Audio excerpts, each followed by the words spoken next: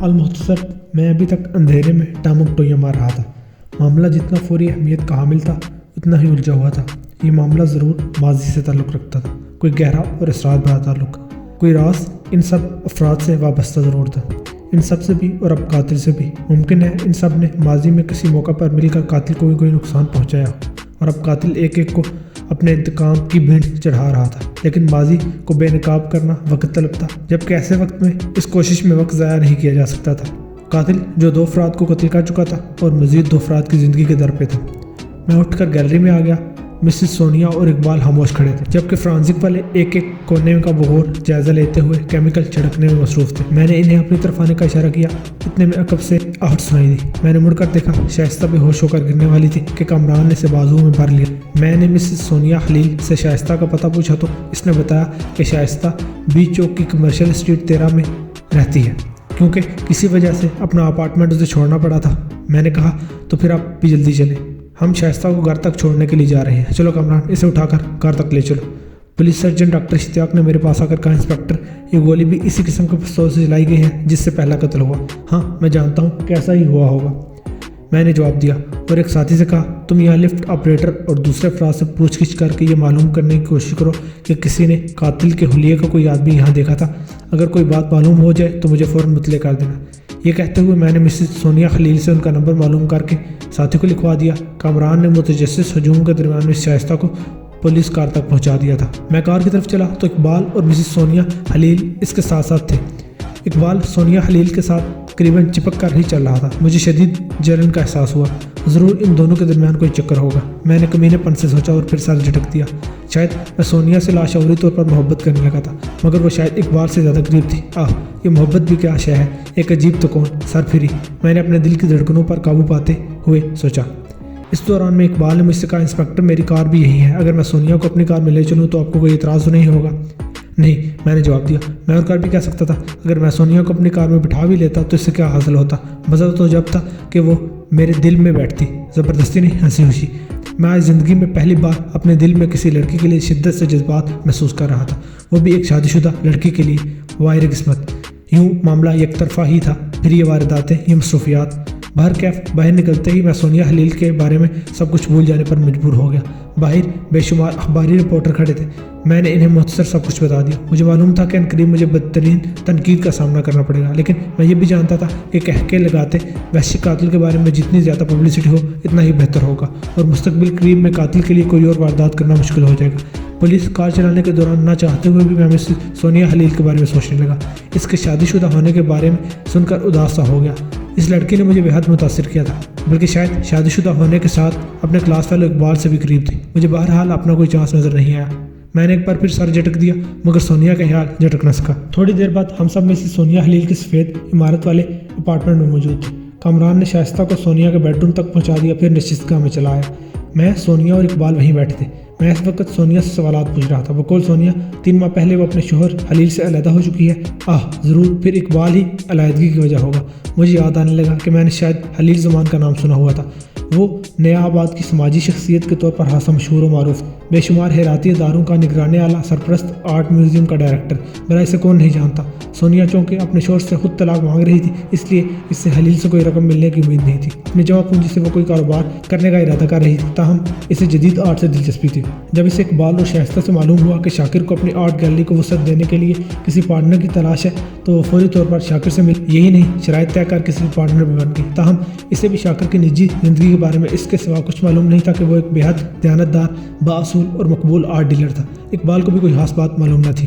مایوس ہو کر میں بیڈ روم میں شائستہ کے پاس چلا آیا، مگر وہ بھی اس کے سوا کوئی بات نہ بتا سکی کہ اس روز شاکر 11 بجے کے قریب اپنے دفتر آیا اور بالکل نارمل لگ رہا تھا۔ اس نے چند کاروباری خطوط بھی لکھوائے تھے جنہیں شائستہ نے مکمل کر کے لنچ پر جانے سے پہلے میل کر دیے تھے۔ وہ لنچ کر کے واپس دفتر آئی تو اس کا باس موجود نہیں تھا، لنچ کرنے گیا ہوا تھا۔ 3 بجے وہ واپس آیا اور تقریباً نصف گھنٹے کے بعد اس نے شائستہ کو وہ پرانے فریم لانے کے لیے بھیج دیا جن کا سودا وہ خود طے کر کے آیا تھا۔ اس روز گیلری میں کوئی شخص نہیں آیا کیونکہ چند روز بعد ہونے والی ایک تصویری نمائش کی تیاری کے سلسلے میں آرٹ گیلری کو پبلک کے لیے عارضی طور پر بند کر دیا گیا تھا۔ گولڈ آرٹ گیلری میں ایک ماتحت ساتھی نے فون کر کے مجھے بتایا، سر اس حلیے کے آدمی کو کسی نے آتے جاتے نہیں دیکھا، لیکن اس عمارت میں روزانہ سینکڑوں افراد آتے جاتے ہیں، اس لیے کوئی کہاں تک یاد رکھ سکتا ہے۔ البتہ لفٹ آپریٹر نے شاکر کو لنچ کے لیے جاتے ضرور دیکھا تھا۔ اس کا کہنا ہے کہ وہ آج غیر معمولی حد تک حشاش بشاش نظر آ رہا تھا۔ وہ لفٹ آپریٹر سے گپ شپ بھی لگاتا رہا۔ اس کے ہاتھ میں ایک لفافہ تھا جسے اس نے لفٹ سے نکل کر قریب واقع کوریئر سروس کے ایک دفتر میں جا کر دیا تھا۔ اچھی بات ہے، اب تم مزید کوشش کرتے رہو، میں بھی وہیں آ رہا ہوں، لیکن اس سے پہلے میں بیگم جعفری کے ہاں بھی جاؤں گا۔ رابطہ منقطع کر کے میں نے مس شائستہ سے پوچھا، کیا شاکر کے لکھوائے ہوئے سبھی خطوط تم نے میل کر دیے تھے؟ ہاں، اس نے پوری یقین لہجے میں جواب دیا۔ میں نے سوچا اس کا مطلب ہے کہ وہ خط شاکر نے شائستہ کے لیے لنچ پر جانے کے بعد لکھا ہوگا۔ کیا خبر وہی خط کسی خاص اہمیت کا حامل ہو؟ میں اٹھ کر باہر جانے ہی والا تھا کہ اقبال اندر داخل ہوا۔ میں انہیں محو گفتگو چھوڑ کر لیونگ روم میں آ گیا۔ کامران اور سونیا محو گفتگو تھے۔ ظاہر ہے ان میں عام سی بات چیت ہو رہی ہوگی، مگر مجھے اپنے دل میں حسد کی تیز لہر اٹھتی ہوئی محسوس ہوئی۔ شاید میں سونیا کو اس شدت سے چاہنے لگا تھا کہ اب اسے کسی اور مرد سے بات کرتے دیکھنا برداشت نہیں کر سکتا تھا۔ آؤ کامران، میرے منہ سے جیسے خود بخود الفاظ نکلنے لگے، گپ شپ ختم بھی کرو۔ یوں بیگم جعفری کے گھر جاتے ہوئے میرا موڈ سخت خراب ہو گیا۔ کامران مجھے دیدہ زیب نظروں سے دیکھ لیتا، تاہم مجھے تسلی تھی کہ اس سے بلا میری اندرونی کیفیت کا کیا علم۔ تاہم اس نے سرسری سے لہجے میں پوچھا، یہ سونیا تو بے حد خوبصورت ہے، کیا تم عورتوں کے سوا کوئی اور بات نہیں سوچ سکتے؟ میں تو جیسے پھٹ پڑا۔ میرے بھتیجے نے حیرت سے میری طرف دیکھا۔ ارے انکل، آپ کو کیا ہوا؟ لگتا ہے کام کا دباؤ بڑھ گیا ہے۔ کام کا نہیں، دل کا دباؤ بڑھ گیا ہے۔ میں کہنے ہی والا تھا مگر بات بناتے ہوئے بولا، ہونا کیا ہے، مجھے 2 قتل ہو چکے ہیں اور مزید 2 افراد کی جان خطرے میں ہے۔ قاتل کا ذرا سا بھی سراغ مل نہیں پا رہا اور تم عورتوں کے حسن پر اظہار خیال کر رہے ہو۔ کوئی بات نہیں انکل، پولیس والوں کا موڈ اسی طرح ہونا چاہیے۔ وہ ہنس کر بولا، میں جب بھی پولیس میں بھرتی ہوں گا تو اسی طرح موڈ رکھوں گا، اس طرح ماتحت اور عملہ الرٹ رہتا ہے۔ کیا تم نے واقعی پولیس کی نوکری کا فیصلہ کر لیا ہے؟ میں نے حیرت اور خوشی سے کہا، کیونکہ میری تو یہ ازلی خواہش تھی کہ کامران بھی پولیس میں بھرتی ہو جائے۔ اگر روزانہ اسی قسم کے دلچسپ اور سنسنی خیز حالات سے واسطہ پڑتا رہے تو آپ کی مراد بار آئے گی۔ انکل، میں پولیس کی نوکری کروں گا، کامران نے کہا۔ بیگم جعفری کے گھر کے حال میں کئی رپورٹر جمع تھے اور امجد اور سلیم باتیں کر رہے تھے۔ میں نے امجد کو اشارہ کیا، وہ پیچھے چلا آیا۔ ہم ڈرائنگ روم میں بیٹھ گئے۔ سر، ان رپورٹرز کا کہنا ہے کہ دونوں قتل ایک ہی شخص نے کیے ہیں، کیا یہ سچ ہے؟ امجد نے مجھے بتایا۔ ہاں، میں نے کہا۔ اوہ، ایک وحشی قاتل اپنی مرضی سے قتل کرتا پھر رہا ہے۔ اگر ہم نے جلد از جلد اسے گرفتار نہ کیا تو مصیبت کھڑی ہو جائے گی، اس نے تشویش زدہ لہجے میں کہا اور آگے بولا۔ سر، یہاں مجھے کوئی اور خاص بات معلوم نہیں ہوئی، کہیں پر قدموں یا کار کے ٹائروں کے نشانات نہیں ملے، ہمسایوں نے بھی کسی مشتبہ شخص کو نہیں دیکھا، البتہ مکان کے اندر ایک جگہ سے مجھے سگریٹ کا ٹوٹا ہوا ٹکڑا ملا ہے۔ یہ کہتے ہوئے امجد نے ایک تھیلی کھول کر مجھے وہ ٹوٹا دکھایا۔ بیگم جعفری کا کہنا ہے کہ اس کا بیٹا سگریٹ نوشی نہیں کرتا تھا۔ یہ ٹوٹا مجھے لیونگ روم میں ایک ایشٹرے میں ملا ہے۔ میں نے غور سے اس کا برانڈ دیکھا، وہ مالبرو امپورٹڈ پیک کا سگریٹ تھا۔ مجھے یاد آیا شاکر بھی اسی برانڈ کا سگریٹ پیتا تھا۔ بیگم جعفری نے بتایا تھا کہ اس کے بیٹے سے اس روز صبح 9:30 بجے بھی ایک آدمی ملنے آیا تھا۔ وہ آدمی ضرور شاکر ہی ہو سکتا تھا کیونکہ وہ اپنی آرٹ گیلری میں 11 بجے پہنچا تھا، گویا فرمان سے مل کر۔ میں سوچ رہا تھا کہ آخر وہ فرمان کے پاس کیوں آیا تھا؟ کیا اسے ایک مشترکہ خطرے کی خبر دینے، قاتل کے عزائم کی اطلاع دینے؟ شاید، لیکن اگر شاکر کو اس خطرے کے بارے میں معلوم ہوتا تو وہ پریشان ہوتا، جبکہ آرٹ گیلری کی عمارت کے لفٹ آپریٹر کا کہنا تھا کہ وہ خلاف معمول حشاش بشاش نظر آ رہا تھا۔ میں اس پہلو پر غور ہی کر رہا تھا کہ سلیم اندر آ گیا۔ اس کے ہمراہ ایک دبلا پتلا اور سنجیدہ سا آدمی تھا۔ سلیم نے مجھے سلوٹ جاڑا اور بولا، سر یہ حامد صاحب ہیں، آرٹ ایکسپرٹ۔ میں نے انہیں چیک کرنے کے لیے بلایا ہے کہ اس مکان میں موجود اشیاء میں کوئی قیمتی چیز یا نادر پینٹنگز وغیرہ تو نہیں ہے۔ میں نے کہا، ٹھیک کیا تم نے۔ بیگم جعفری کہاں ہے؟ اوپر اپنا سامان پیک کر رہی ہے، سلیم نے جواب دیا۔ میں نے ایک عورت مسز زبیری سے جو ان کی پڑوسن ہے کہا ہے کہ رات بھر کے لیے وہ بیگم جعفری کو اپنے ہاں لے جائے۔ حال میں مجھے رپورٹرز نے گھیر لیا تھا۔ میں نے ان سب کو باہر دھکیل کا دروازہ بند کر دیا اور میں نے کامران کو آرٹ ایکسپرٹ حامد کے ساتھ لیونگ روم میں بھیج دیا اور خود بیگم جعفری کے بیڈ روم میں چلا گیا۔ وہ تیار کھڑی مسز زبیری اس کا چھوٹا موٹا سامان سمیٹ کر ایک اٹیچی کیس میں ڈال رہی تھی۔ جب میں اندر داخل ہوا تو بیگم جعفری میز پر ہاتھوں سے ٹٹول کر ایک فریم شدہ فوٹو اٹھا رہی تھی۔ جو ہی میں اندر پہنچا وہ میرے قدموں کی چاپ سن کر بولی، انسپیکٹر عمران، یہ تم ہو؟ ہاں، آپ کو کیسے معلوم ہوا؟ میں نے قدرے تعجب سے پوچھا۔ نابینا افراد قدموں کی چاپ سے آدمی کو پہچان سکتے ہیں، وہ بولی۔ اب وہ پہلے کی نسبت ہاتھ سے سنبھل گئی تھی۔ میں نے اس کے ہاتھ سے اٹھائے ہوئے فوٹو پر نظر ڈالی۔ یہ ایک بوڑھی سی عورت کی فوٹو تھی جو یقیناً اس مکان کے لیونگ روم میں اتاری گئی تھی۔ فوٹو میں چینی نسل کی بلی کا مجسمہ اور 2 پینٹنگز بھی عورت کے عقب میں دکھائی دے رہی تھیں۔ یہ فوٹو زرینہ خاتون کی ہے؟ میں نے قیاس رائے کی۔ بیگم جعفری نے فوٹو پر ہاتھ پھیرتے ہوئے کہا، ہاں، اس کی یہی نشانی تو میرے پاس رہ گئی ہے۔ آپ کے پاس مانی کی کوئی فوٹو ہے؟ میں نے پوچھا۔ بیگم جعفری کے ہونٹ بھیج گئے۔ اس کی پڑوسن مسز زبیری سے بولی، شاہینہ، انسپیکٹر کو سب کچھ بتا دیجیے۔ اس پر بھی وہ خاموش رہی تو مسز زبیری نے خود ہی کہا، انسپیکٹر صاحب، میں جانتی ہوں کہ اس میں مانی کا ہاتھ ہے۔ ہاں، میں نے اسے خود دیکھا ہے۔ آپ نے اسے دیکھا ہے؟ میں بے ساختہ بول اٹھا۔ ہاں، وہ بولی، کل میں اس وقت ان کے پاس آئی ہوئی تھی۔ ہم آپس میں دل بہلانے کو ایک دوسرے کے ہاں آتے جاتے رہتے ہیں۔ کل صبح تقریباً 9 بجے ہوں گے۔ میں جو ہی اس گلی میں مڑی تو میں نے اس لڑکی کو مکان کی سیڑھیاں اترتے دیکھا۔ اس وقت فرمان بھی وہیں کھڑا اسے جاتے ہوئے دیکھ رہا تھا۔ کیا وہ مانی ہی تھی؟ میں نے تصدیق چاہی۔ ہاں، اسی نے سفید لباس پہنا ہوا تھا، غالباً جینس اور وہ شرٹ۔ وہ بڑی تیزی سے دوسری سمت مڑ کر چلے گی، لیکن وہ مانی ہی تھی، شاید اپنے باپ سے لڑ کر گئی تھی۔ یہ سن کر میں قدرے چونکا اور بیگم جعفری سے پوچھا، کیا آپ کے بیٹے نے آپ کو یہ نہیں بتایا؟ نہیں، وہ کسی وجہ کے بغیر مجھے کچھ نہیں بتاتا۔ اور آپ نے اس لڑکی کے آنے کی یا باتوں کی آوازیں بھی نہیں سنی؟ شاید اس وقت میں سو رہی تھی، اس نے جواب دیا، لیکن میں نے اسے خود دیکھا تھا اپنی آنکھوں سے۔ میری بینائی اتنی بھی کمزور نہیں ہوئی، مسز زبیری پورے یقین سے بولی، بلکہ میں نے اندر داخل ہوتے ہی فرمان سے بھی کہا کہ آج تو کوئی آپ سے ملنے آیا تھا، اور فرمان میری طرف گہری نظروں سے دیکھ کر چپ ہو گیا۔ وہ ہمیشہ سے ہی کم گو تھا، کل تو اس پر یہ عادت کچھ زیادہ ہی غالب تھی۔ آپ اس سے پہلے کبھی مانی سے ملے ہیں؟ نہیں، کبھی نہیں، وہ میرے یہاں آنے سے پہلے ہی گھر چھوڑ کر جا چکی تھی۔ میں نے کہا، بیگم جعفری مجھے مانی کی فوٹو کی اب اشد ضرورت ہے، کیا آپ کے پاس ہے؟ بیگم جعفری نے کچھ دیر تذبذب کے بعد کہا، یہاں الماری کی درمیانی دراز میں ایک ہے تو صحیح، لیکن وہ خاصی پرانی ہے۔ میں نے فوراً دراز کی نچلی تہوں سے وہ فوٹو ڈھونڈ نکالی۔ اس میں ایک 19-20 سال کی خوبصورت لڑکی ہاتھ سے جدید تراش خراش کا لباس پہنے کھڑی تھی۔ میں نے وہ فوٹو مسز زبیری کو دکھا کر دریافت کیا، کیا اس نے کل اسی لڑکی کو یہاں سے واپس جاتے ہوئے دیکھا؟ مسز زبیری نے فوٹو کو غور سے دیکھا، پھر الجھ کر بولی، پتہ نہیں، یہی وہ لڑکی تھی شاید۔ میں اس کے جواب سے مطمئن نہیں ہوا، مگر محمد سے میں ضرور پڑ گیا۔ بیگم جعفری مانی کی اب عمر کتنی ہوگی؟ گزشتہ اگست کو وہ 30 برس کی ہو چکی ہے۔ اور وہ آدمی جس کی وجہ سے مانی کو گھر سے نکالا گیا تھا، آخر وہ کون تھا؟ میں اس کے بارے میں کچھ نہیں جانتی، وہ سرد لہجے میں بولی، ضرور وہ کوئی لفنگا اسی طرح کا آوارہ شخص ہوگا، ایسی باتیں مجھے فرمان نہیں بتاتا، وہ مجھے کسی پریشانی میں مبتلا نہیں کرنا چاہتا تھا۔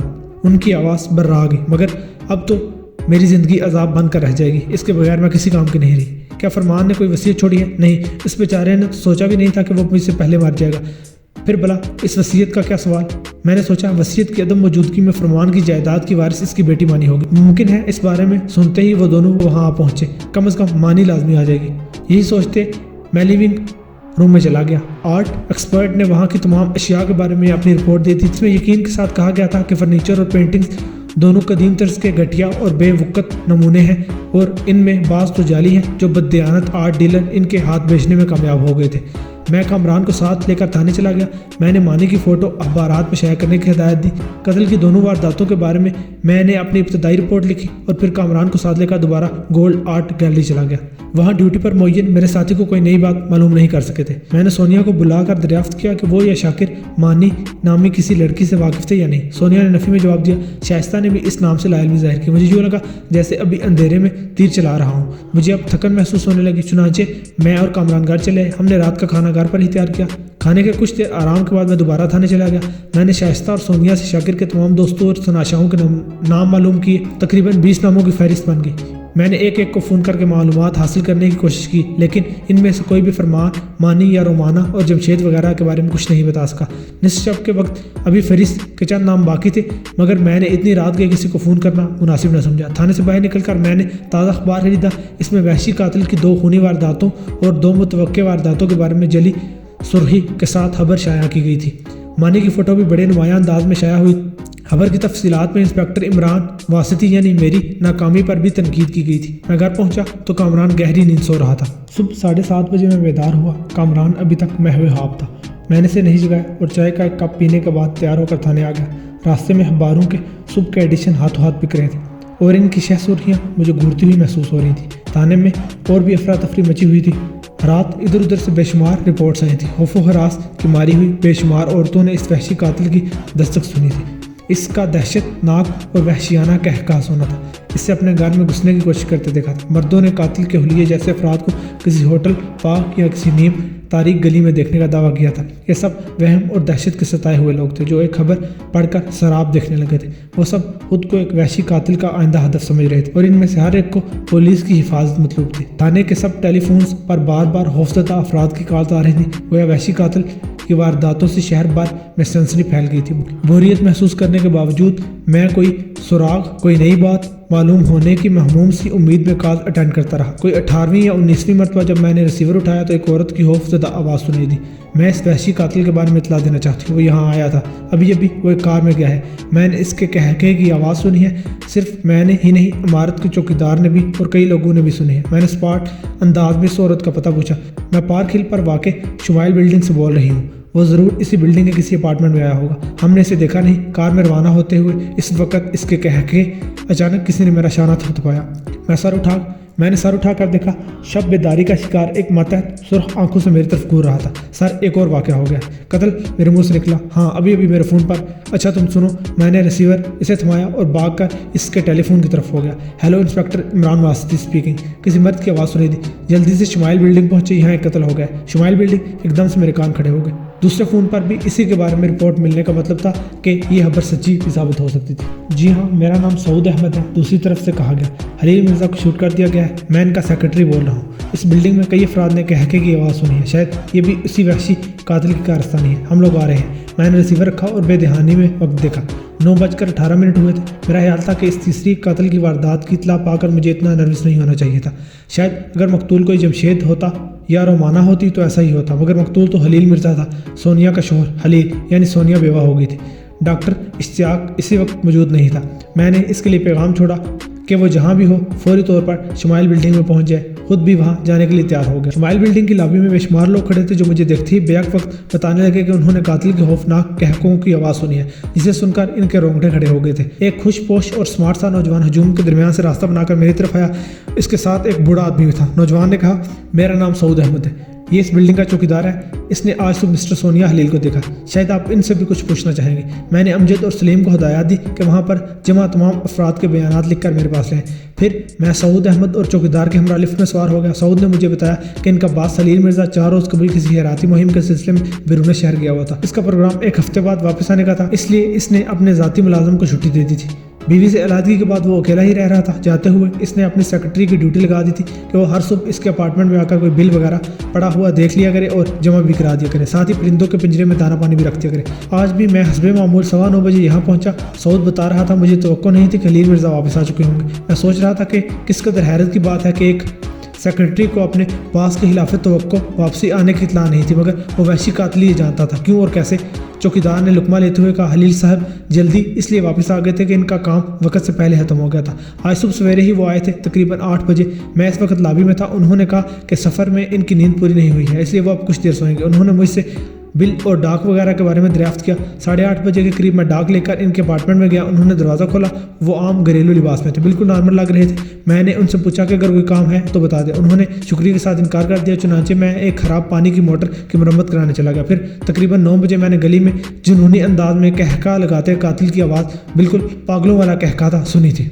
लिफ्ट अब ऊपर पहुंच चुकी थी। सऊद ने जेब से चाबी निकालकर एक शानदार अपार्टमेंट का दरवाज़ा खोला और कुशादा लाउंज से होते हुए मुझे बेडरूम में ले आया। एक वसी और इस नहायत कीमती बिस्तर पर शब हाबी के लिबास में एक आदमी बेहिस्सो हरकत पड़ा था। बिस्तर की पुरशिकन चादर, खाली लिफाफे, खतूत, बिल्स और अखबारात बिखरे पड़े थे। सेल फोन भी रखा हुआ था। हलील मिर्ज़ा की उम्र तकरीबन 40 बरस थी और चेहरा बारोब नजर आता था। इसके लिबास पर दिल के करीब खून के धब्बे थे। खिड़की की दहलीज पर ऑस्ट्रेलवी तोतों का पिंजरा पड़ा था। मैंने किसी चीज़ को छेड़ा नहीं, फौरी तौर पर आपको फ़ोन कर दिया है, सऊद ने कहा। मैंने पुरसोच अंदाज में होठ भींचते हुए बिस्तर से खाली लिफाफा उठाया। इस पर हलील मिर्ज़ा का पता लिखा हुआ था। इस पर जी हलील मिर्ज़ा का पूरा नाम लिखा हुआ था। मैंने सऊद से पूछा, हलील मिर्ज़ा का पूरा नाम क्या था और ये जी से क्या बनता है? जमशेद हलील मिर्ज़ा। मेरा दिल एक बारगी से तेज़ी से धड़क उठा। कातिल ने जमशेद और रोमाना को कत्ल की धमकी दी थी और वह जमशेद को कत्ल कर चुका था। मैंने सोचा भी ना था कि जी हलील मिर्ज़ा वो जमशेद होगा जिसकी कातिल को तलाश थी। मुझे एहसास शिकस्त बड़ी शिद्दत से होने लगा। कातिल एक मरतबा फिर अपना काम कर गया था और मुझे अपनी नाकामी पर कुड़ने के लिए छोड़ गया था। मुझे सोनिया पर भी गुस्सा आने लगा। अगर वही मुझे बता देती कि इसके शोहर का नाम का पहला हरफ जमशेद है तो मैं शायद कुछ कर सकता। मैंने अमजद को कहा कि वो सोनिया को फ़ोन करके फौरी तौर पर बुला ले। फिर मैंने हलील मिर्ज़ा की लाश पर नज़र डाली। इसे बिस्तर पर कत्ल किया गया था, जिसका मतलब था कि कातिल ने खुफिया तौर पर इसके बेडरूम में दाखिल होकर इसे शूट किया था। जाहिर है अगर हलील मिर्ज़ा इसके लिए दरवाज़ा खोलने बाहर गया होता तो इसे वापस आकर बिस्तर पर दराज होने की मोहलत न मिल पाती।